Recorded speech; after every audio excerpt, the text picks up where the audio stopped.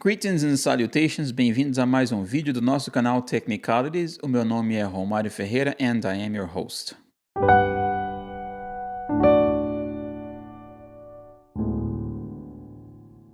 Eu vou ler para vocês a descrição do nosso convidado de hoje. Guilherme Bran tem 29 anos, é casado e cristão. Guilherme gosta de se definir como uma pessoa criativa, divertida e intensa. É professor desde 2009 em cursos livres, como preparatórios para vestibulares e Enem, e em colégios. Trabalhou em instituições particulares como o Colégio Galois, o Colégio La Salle e SESI. Ele é atualmente professor de matemática e projeto de vida na Secretaria de Estado de Educação do Distrito Federal e também no Colégio Internacional Everest.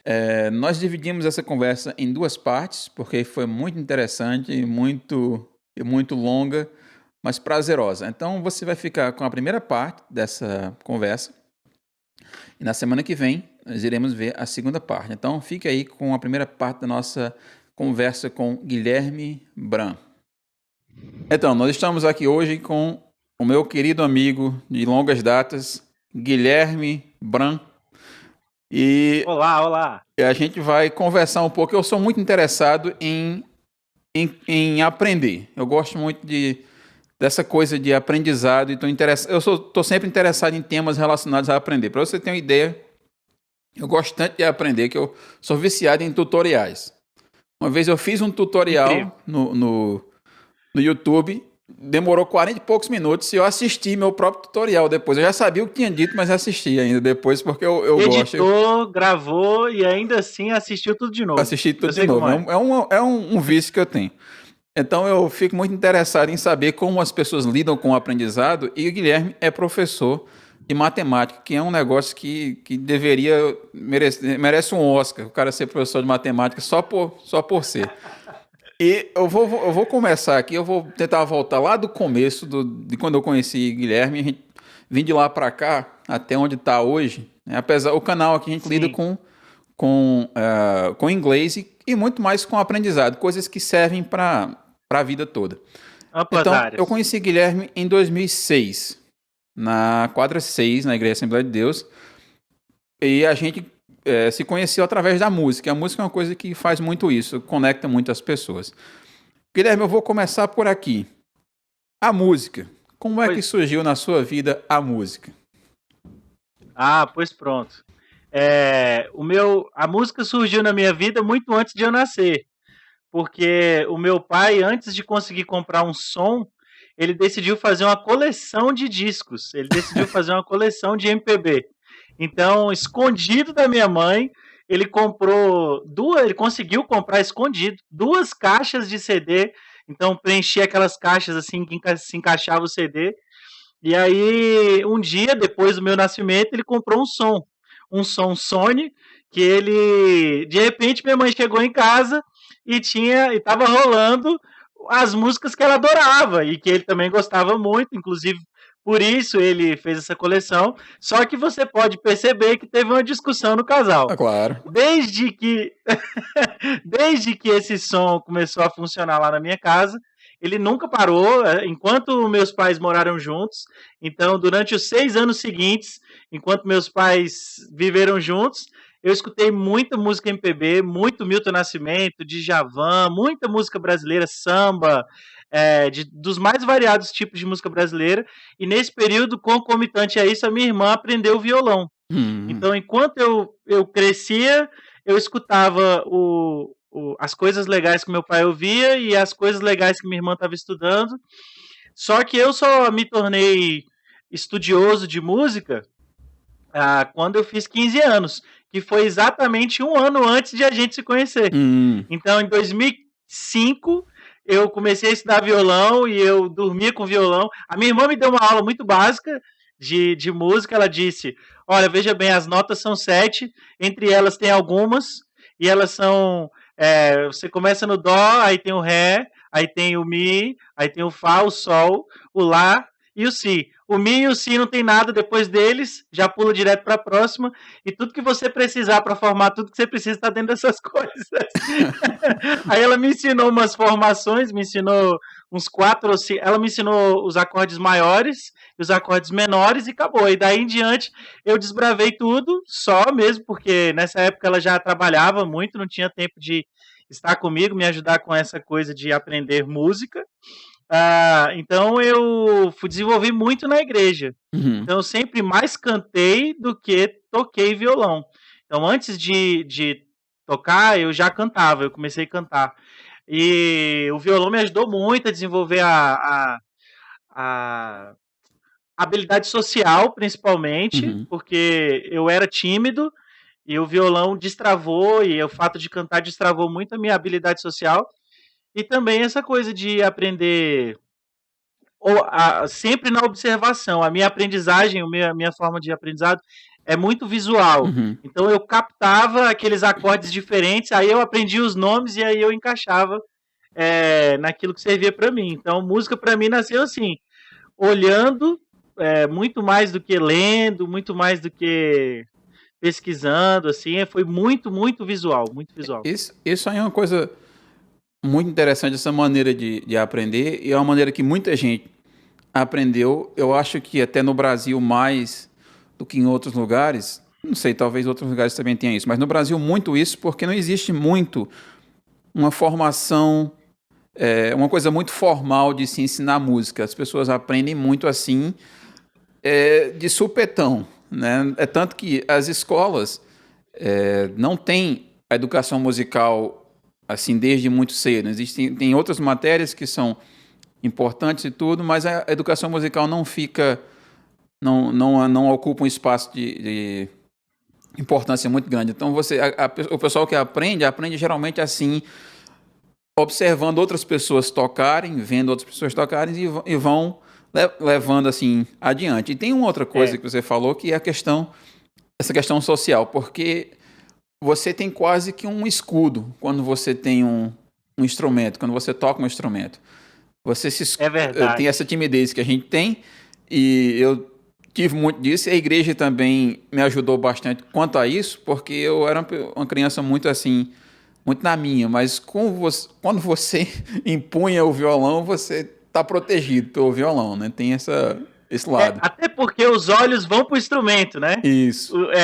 Se você tá com baixo, se tá com violão, o que importa não é o que você tá, é o que você tá fazendo, tocando. Então, realmente desvia o foco, assim, até emocional. Exato, exato. E uma coisa que muita gente não sabe é que a música, ela é matemática pura, né? Matemática, assim, tudo que você ouve na música, né, são combinações de tempos, são subdivisões, é uma questão completamente matemática. Então, até as notas musicais, a própria organização das notas musicais foi feito por um matemático.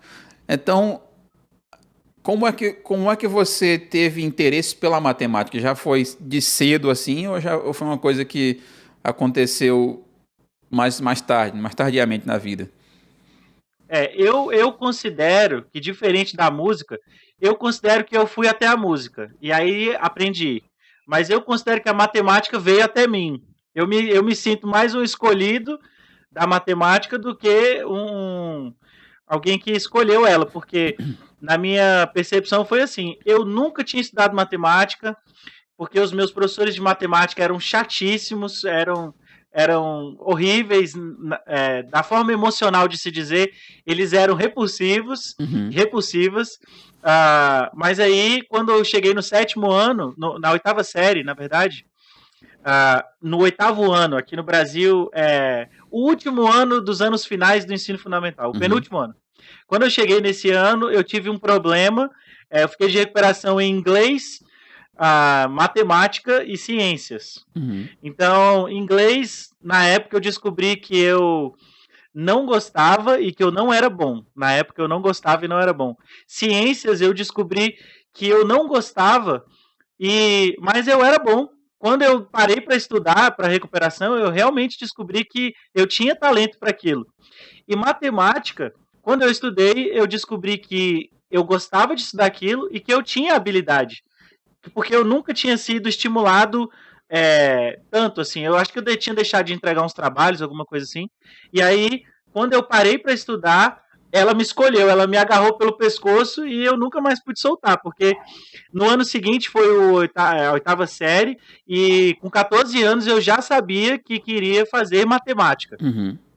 Durante todo o meu ensino médio, eu focava minha atenção principal nas aulas de matemática e eu acabei recebendo o título de nerd da matemática no meu colégio, até porque eu era fominha, eu sou intenso, assim, então quando eu tô fazendo uma coisa, eu geralmente me entrego de coração, assim, de alma, toda a minha razão, a minha emoção, tudo se volta para aquilo. E com a matemática não foi diferente. Então, eu lembro de vários trabalhos que os meus professores passavam de 100 questões, aí eram 5 no grupo, cada um teria que fazer 20. Aí o que eu fazia? Pessoal, é o seguinte, vamos marcar um dia à noite pra gente se encontrar, jogar um videogame, deixem as questões comigo, e aí a gente fala para as nossas mães que vamos fazer o trabalho. Então a gente se divertia e eu me divertia ainda muito mais. Os meus colegas aprendiam um pouco menos. Uhum. Mas era incrível. Então, eu sempre fui meio fominha, assim, para matemática. E descobri, assim, novo, tendo que estudar. Uhum. E uma coisa que... Essa questão, assim... Isso... A sua transição... claro, que você já tinha bem claro que ia estudar matemática, que iria fazer alguma coisa relacionada à matemática. Em relação a... Eu sei que Brasília, a UNB, que é onde você estudou, correto? Tem um processo... Algumas universidades estavam aderindo a esse processo de avaliação seriada na época. Eu lembro que meu irmão estava estudando para a universidade lá na Paraíba e era o mesmo esquema de avaliação seriada e o vestibular. Etapa a Assim, o etapa. Enem é uma coisa mais recente, assim, né? Mas como é que foi esse seu processo aí de entrada na UNB? Como é que se deu sua preparação e tudo mais? Eu me preparei assim. Eu fiz o PAS e eu passei pelo PAS. Foi bom você falar sobre isso, porque eu ingressei por essa forma de adesão. Então, no primeiro ano, fiz uma prova média. Na média, e olha que meu primeiro ano, eu me dediquei muito. Foi um ano que eu tive medo de reprovar. Então, eu estudei muito todas as matérias. Aí, em seguida, no segundo ano, foi um ano que eu me desleixei total e minha nota foi um pouco abaixo da média. Quando foi no terceiro ano, no primeiro semestre eu fiz um pré-vestibular que revia todas as matérias do primeiro, do segundo e do terceiro ano do ensino médio. No primeiro semestre eu fiz essa revisão e me senti fortíssimo. Me senti fortalecido para fazer a prova. E no segundo semestre eu fiz uma preparação para o PAS 3, para a terceira etapa do PAS. E nessa preparação foi mais uma preparação social, assim, porque eu já estava me sentindo pronto para a prova, então eu matei aulas, eu arranjei namorada, então não foi assim nada muito proveitoso esse segundo semestre, mas eu passei, mas eu me lembro de ter feito um terceiro ano um pouco acima da média, um pouco melhor do que o meu segundo ano, e no primeiro semestre foi que definiu a minha preparação, assim, porque eu fiz um pré-vestibular num nível que era acima do que eu tinha no meu colégio. Então me motivou muito, me inspirou muito. Uhum. E a outra coisa que fez diferença é que o curso de matemática não é um curso tão concorrido aqui. O curso de matemática não tem tanta concorrência e a nota de corte era um pouco mais baixa. Mas mesmo assim, entre os 20 e poucos colocados que entramos na minha turma, eu fiquei ali, se eu não me engano, eu fui o 12º, então eu fui ok. Uhum. E como foi a experiência universitária aí lá na UNB? Como é que você achou do processo? Como é que era a vida naquela época? Pois é, a UNB para mim foi muito violenta. Acho que essa palavra define muito bem, assim, porque o ritmo que os professores imprimiam não tinha nada a ver com a preparação que eu tinha feito. Eu me preparei muito, muito na média, eu fui muito espertão, e o ritmo no meu primeiro semestre foi um choque, porque eu estudava apenas 20 horas, mas eu ficava outras 20 no mínimo para estudar na universidade, estudar para as matérias que eu tinha tido aula, e eu descobri que por mais que eu tivesse muita facilidade, eu tinha que me dedicar ainda mais para algumas disciplinas, porque elas eram realmente desafiadoras. E, assim, eu tive um segundo semestre, primeiro, segundo, terceiro semestres muito bons. No meu quarto e quinto semestres eu tive muita dificuldade, porque nessa época a mosquinha do trabalho já tinha me picado e eu queria muito dar aulas, muito. Então eu estava muito envolvido com curso pré-vestibular, com aulas particulares e estava com muita dificuldade em algumas matérias já mais profundas do curso. Então eu interrompi o meu curso na UNB, fiquei 1 ano e meio, se eu não me engano, parado. Então eu fiz a primeira parte, a formação matemática mesmo, mais o duro, Uhum. eu fiz na UNB.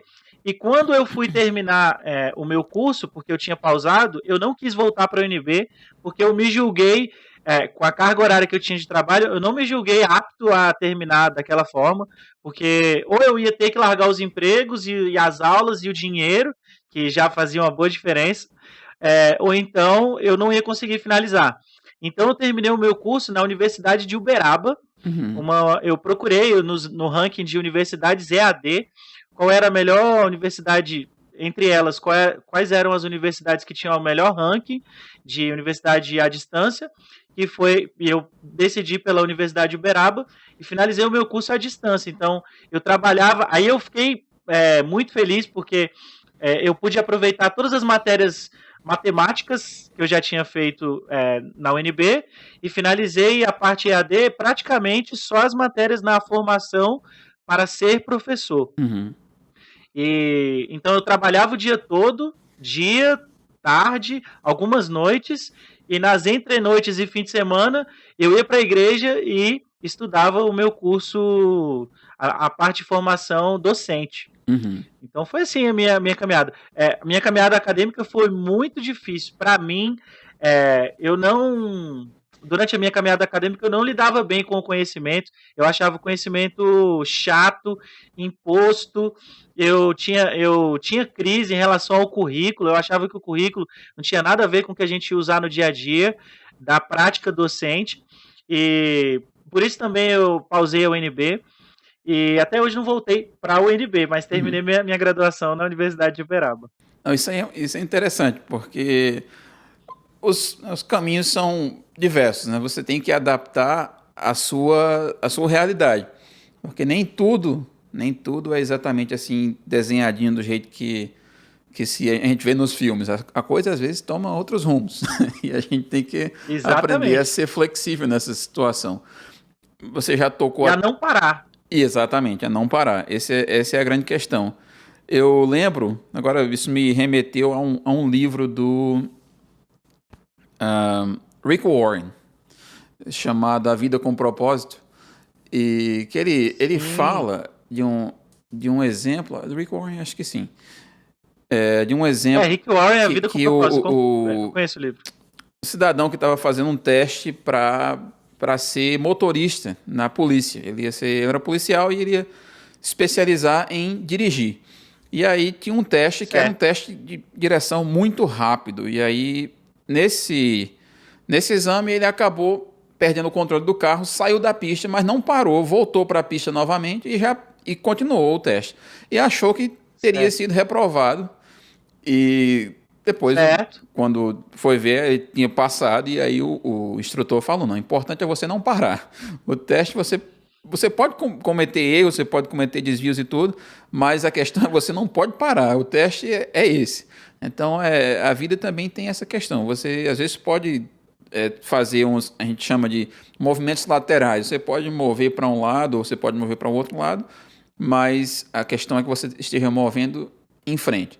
E eu acho que isso é o Sim. essencial. E a gente tocou num assunto aí que era a próxima coisa que eu iria perguntar, que era a respeito do trabalho. A minha experiência pessoal na área da saúde, isso aí é uma questão pessoal, talvez, eu acho que nem todo mundo é assim, mas comigo foi. Você tem Certo. você estuda, você tem aquela. Você está lá recebendo aquela informação dos seus professores, Isso. dos seus mestres e tudo, mas você ainda não tem uma percepção do que é a carreira. Você não entende ainda o que é o trabalho.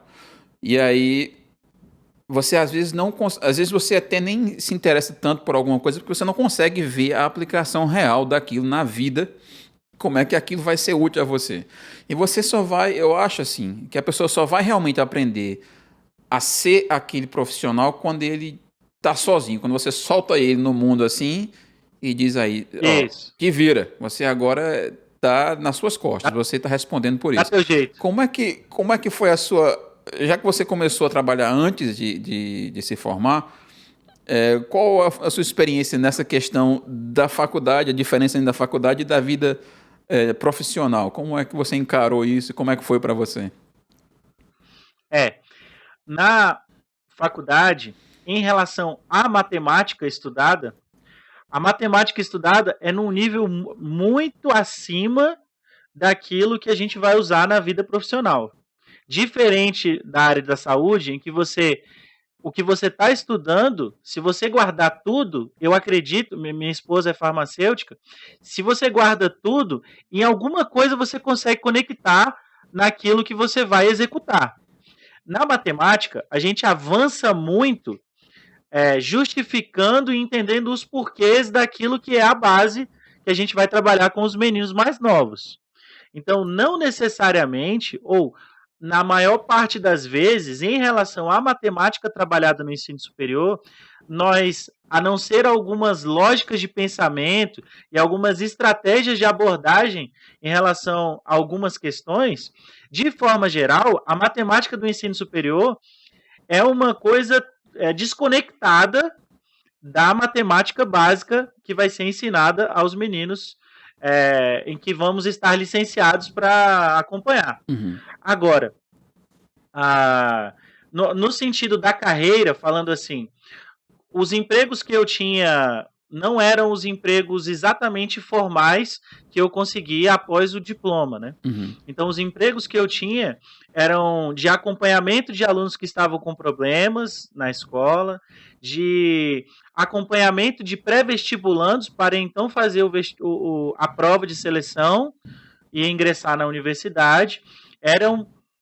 O meu acompanhamento é um nicho do mercado que não era exatamente a maior parte da fatia que quem se forma executa, né? Então, assim, mas eu tinha muito contato com os professores que estavam no nicho maior, que é escola regular, escola particular, escola pública.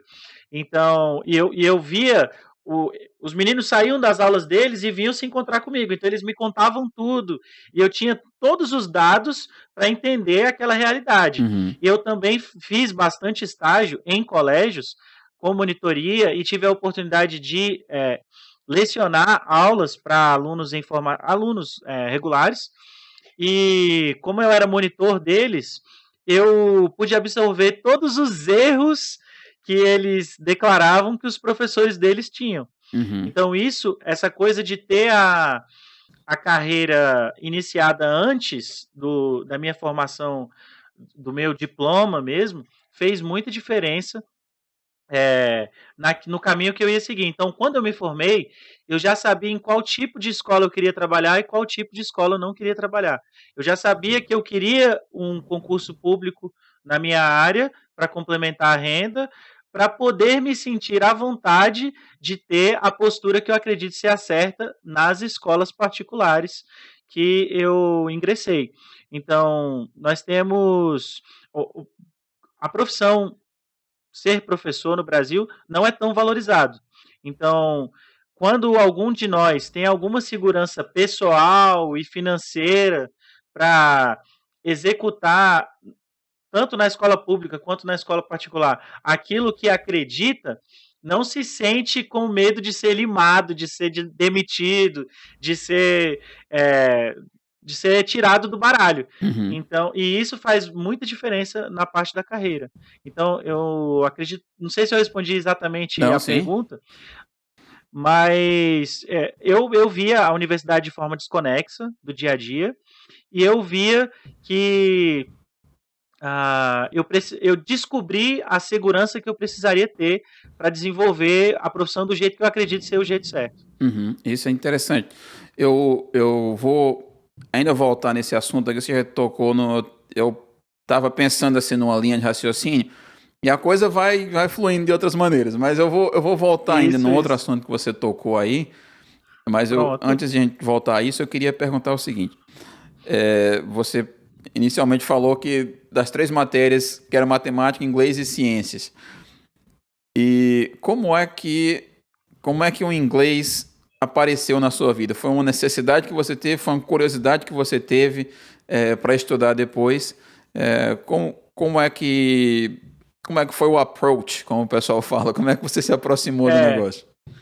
o approach foi parental, Ah, foi paterno, porque eu estava com 22 anos, morando na casa do meu pai, eu já trabalhava, mas o meu pai teve a brilhante ideia de dizer assim: meu filho, você precisa saber inglês, porque eu tenho vontade de viajar para os Estados Unidos e eu preciso de alguém que fale por mim. Ou seja, ele deu uma terceirizada, ele deu uma terceirizada, mas ele também pensou no meu futuro. Ele falava: não, você vai precisar disso durante a sua vida e tudo mais. E isso pode ser que isso te ajude até profissionalmente. Você tem um inglês, então você precisa ter um inglês. Você quer fazer?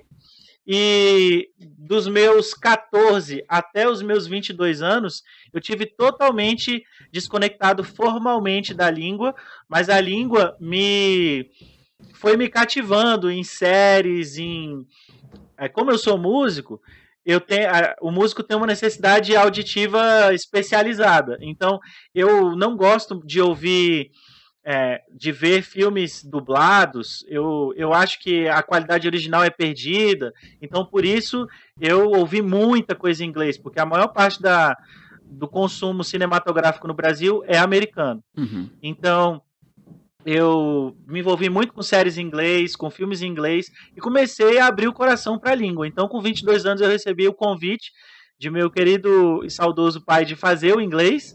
Então, eu comecei, fiz 2 anos de inglês, e atravessei o nível básico e desenvolvi bem o nível intermediário, mas preciso ainda me formar naquilo que era a proposta de curso que eu aderi. uhum. Então foi isso. A minha conexão com o inglês foi depois de velho. Eu não me acho tão velho, mas em Adulto. comparação com. Depois de adulto, isso mesmo. Uhum. Não, interessante. E a gente fala isso sempre e eu acredito nisso assim com todas as forças que você não existe idade para se começar a aprender uma coisa. Você pode começar, claro que você tem crianças que começaram a aprender, sei lá, instrumentos musicais, por exemplo, a 6 anos de idade. Mas a gente não está numa competição. Isso aqui não é uma competição. Uma competição Exato. é uma competição consigo mesmo. Você está se desafiando para uma outra coisa, alcançar um outro nível seu. Então é uma competição individual, mas não é uma competição contra os outros, né? Apesar de Exatamente, eu digo, exatamente. eu digo a um amigo meu que eu tenho umas competições com as pessoas que não sabem que estão competindo comigo. Quando eu vou para academia, eu estou correndo aqui na esteira, a pessoa do lado, eu fico assim, eu só vou parar depois que ele parar. Então eu fico ali, aí meu amigo diz, a pessoa perde e nem sabe que perdeu, né? Eu digo exatamente. Mas a Mas a, questão da, mas a, a questão da vida não tem idade para você aprender as coisas. Você pode começar uma habilidade agora e desenvolver isso muito bem e ser muito bem Exatamente. sucedido, né? Então eu acho. Eu estudo muito desenvolvimento de hábitos. Eu depois.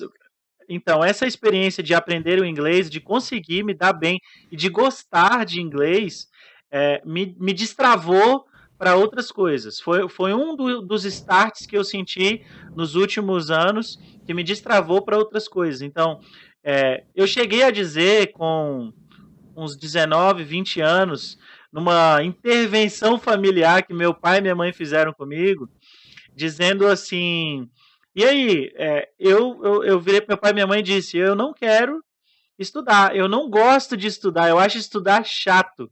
E o fato de depois de eles terem continuado acreditando em mim, investindo em mim, o fato de depois, quando eu desenvolvi bem o inglês, eu ter sentido que eu era capaz, me despertou para novas aprendizagens. Então, eu não era dado à leitura. Hoje em dia, eu sou rodeado de livros. Na última Black Friday, chegou uma caixa aqui em casa gigantesca. Inclusive, eu estou sob proibição da minha esposa de comprar novos livros. É, então, eu tenho muitos livros para ler, estou lendo bastante. Nesses últimos 2 anos, eu tenho desenvolvido o hábito da leitura, porque eu sei que eu sou capaz. Então, desenvolvimento de hábitos é uma coisa que eu tenho lido, estudado. Então, essa coisa do aprendizado é para qualquer um que Uhum. decida que é possível. Só isso. Exato, exato. A gente conversou há um tempo atrás aí, quando a gente começou a ter os contatos iniciais para organizar essa conversa aqui, que a gente teve que ter um vírus no mundo todo para poder conseguir tempo para ter essa conversa, Verdade. porque a gente sempre tinha alguma coisa desencontrando. Principalmente eu, que tenho uma carga de trabalho muito grande, muito Exato, grande. exato. É uma coisa que a gente acaba tendo que lidar de vez em quando, em alguns momentos da vida, não é a vida toda, mas tem uns momentos que você está sobrecarregado. E, Isso. e, e você me falou algo interessante, que você está agora em um dos seus, como a gente fala em inglês, endeavors, em uma das suas aventuras aí profissionais, você está ensinando em uma escola bilíngue, que é Exatamente. uma coisa que eu sempre fui curioso de fazer, ou de estudar em uma escola bilíngue, ou de ensinar em uma escola bilíngue. Então eu queria que você me contasse e contasse a todo mundo que assiste, e alguns amigos, Certo. professores que me acompanham, como é que é a experiência, como é que funciona, primeiro como é que funciona a coisa e como é que é a sua percepção do processo. Perfeito. Perfeito. Funciona assim. Os meninos têm uma carga da disciplina de línguas muito maior. Então, eles têm o nosso colégio lá, e o colégio que eu participo hoje é o Colégio Internacional Everest. Então, nosso colégio ele tem, os meninos têm aula, tem 10 horas aulas por semana de inglês. De matemática eles têm 5. Hum. Então, matemática e português, que ocupam nas escolas regulares aqui no Brasil a maior carga horária, eles ficam em segundo plano e o inglês sobe para a primeira posição. Nas séries iniciais, no ensino infantil, eles têm um híbrido. Algumas séries são 50%, 50%, então eles têm algumas disciplinas em que são ensinados em português e outras que só em inglês. Então, tudo é inglês naquelas disciplinas. No ensino fundamental, que é o segmento que eu estou atuando, além das 10 horas aulas de inglês que eles têm na grade, eles estudam ciências em inglês, eles estudam artes em inglês, então já subiu aí para 15 horas aula, se eu não me engano. E as outras disciplinas são convidadas a ministrar em inglês. Além do inglês, eles têm o espanhol, numa carga bacana também, muito boa. Então, eles têm inglês, espanhol e algumas disciplinas ensinadas em inglês. A minha disciplina, no segmento que eu estou, não é obrigatória que o ensino seja em inglês. Mas a minha coordenadora, então eu tenho, a estrutura fica assim, eu tenho uma coordenadora que caminha junto com um coordenador, em que uma coordenadora cuida das disciplinas na área de inglês e o outro coordenador cuida das disciplinas da área de português.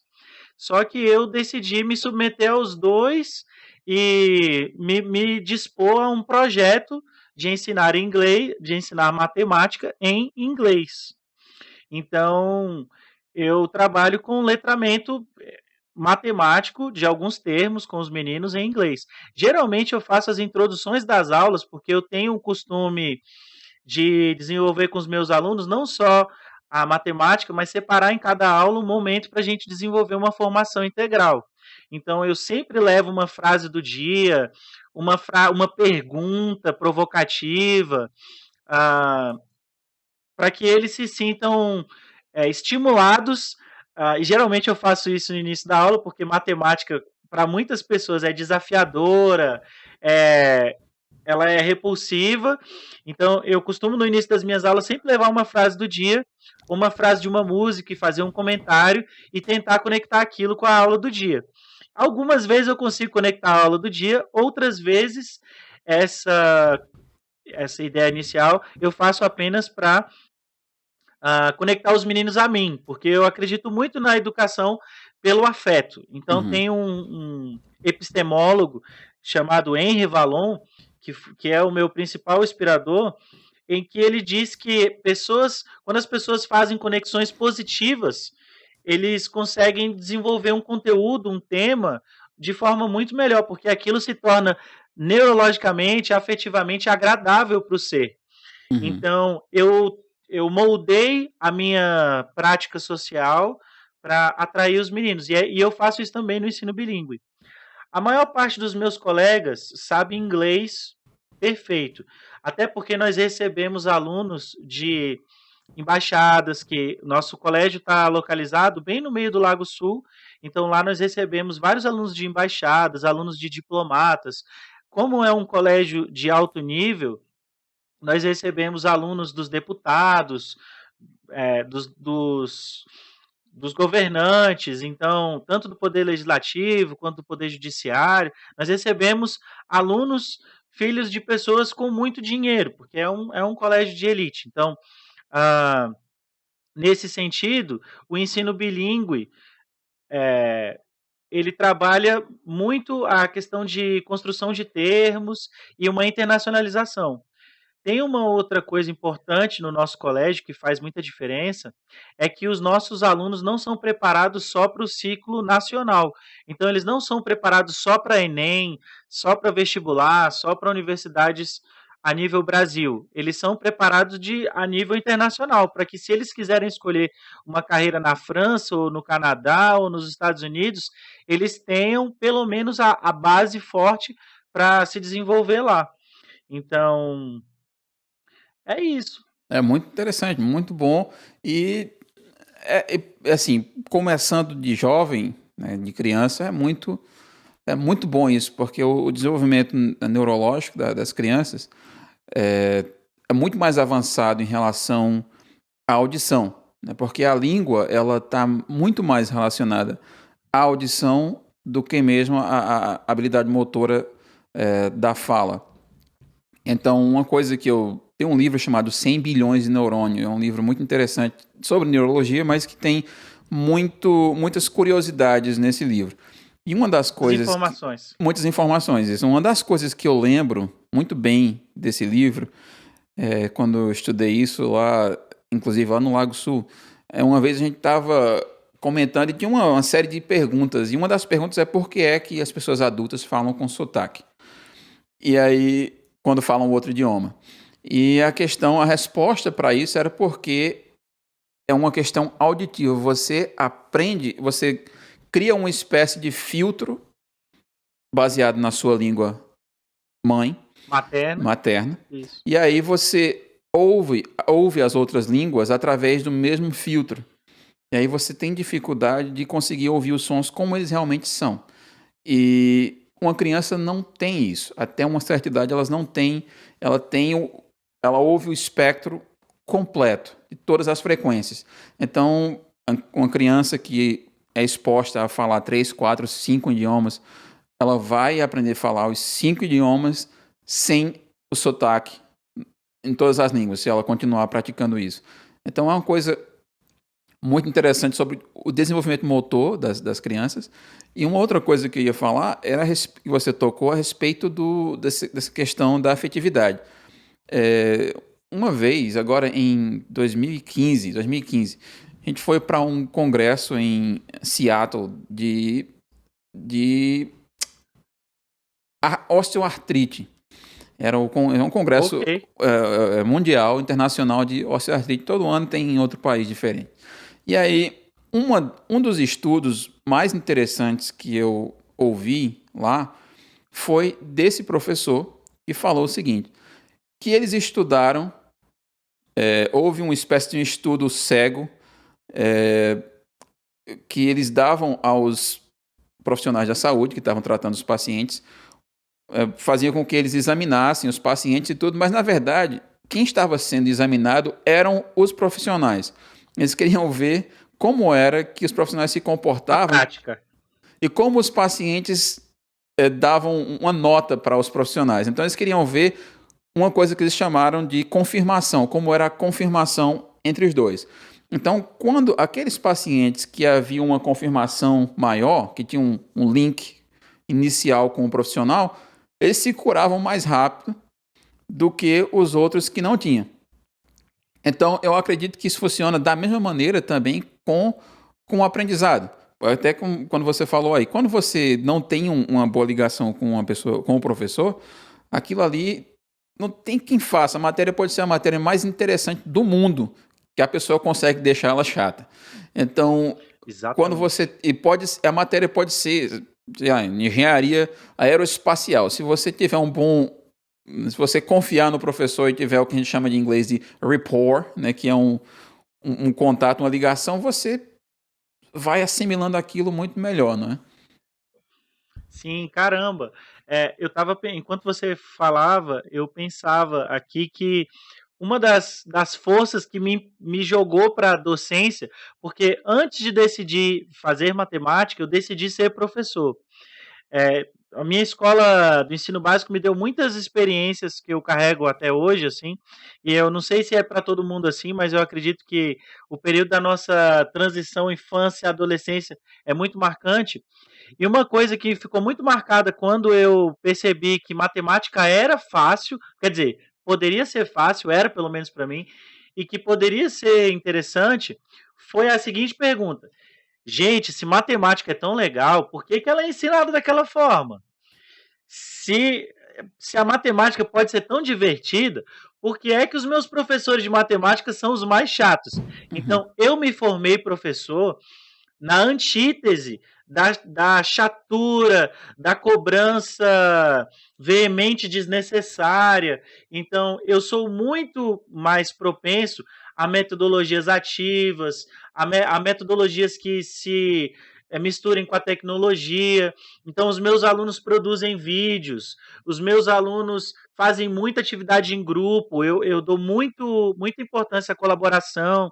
Então, todos esses fatores iniciais me prepararam, no sentido da antítese, para tentar transformar a sala de aula numa presença agradável. Então, e tem um fator que é essa coisa do afeto traz para a gente como profissional, que isso é em todas as áreas, é o fator gratidão. Recentemente eu estava ouvindo um podcast e um médico estava explicando por que ele tentava humanizar ao máximo o atendimento dele, e ele dizendo assim, que foi entrevistado por um cara, e o cara perguntou para ele, quais são as 2 ou as 3 principais coisas no seu atendimento? E aí ele pegou e falou, a primeira delas é a gratidão. E aí o entrevistador fez uma cara de que aquilo não fazia o menor sentido, então o médico virou e falou assim, como você não entende o fator da gratidão, eu também não vou te dizer as outras 2 coisas. Porque perfeito. Gratidão é uma carga que a gente recebe, assim, quando você consegue atender alguém bem, você recebe uma carga que não tem dinheiro que pague, que não tem, porque um sorriso, um muito obrigado, ou então uma mentalidade que era limitante e você destravou para aquela pessoa, a gratidão que isso pode gerar, caso você faça isso de maneira afetivamente saudável, ninguém precisa se envolver emocionalmente com ninguém para ser afetuoso, para ser gentil, para ter um olhar não julgador, pelo menos, e depois um olhar que agregue, ok? Então, o que isso pode gerar é não não foi estudado ainda no seu máximo, é muito, muito, muito positivo. Isso, Tanto para quem trabalha quanto para quem recebe. exato. Uma coisa que eu acho, assim, eu venho de uma cidade pequena, do interior de Pernambuco, cidadezinha de 15 mil habitantes no município todo. Na cidade deve ter talvez uns 4 ou 5 mil habitantes, uma cidade muito pequena.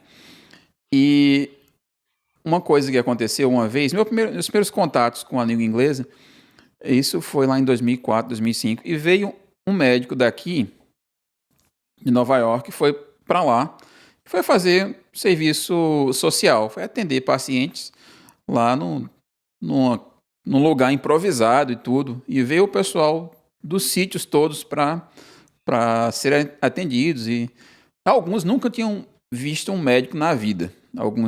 Dessas pessoas nasceram lá numa parteira, nunca tinha ido ao médico.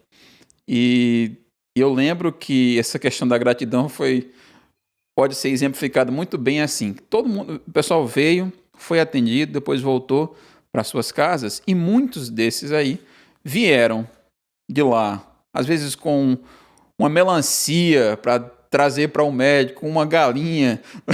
Tem até uma foto desse nosso amigo médico dando uma volta no jumento de um dos pacientes que veio do sítio no jumento, e ele disse que quero ter a oportunidade de dar uma volta, e subiu no jumento, fez um círculo na rua lá.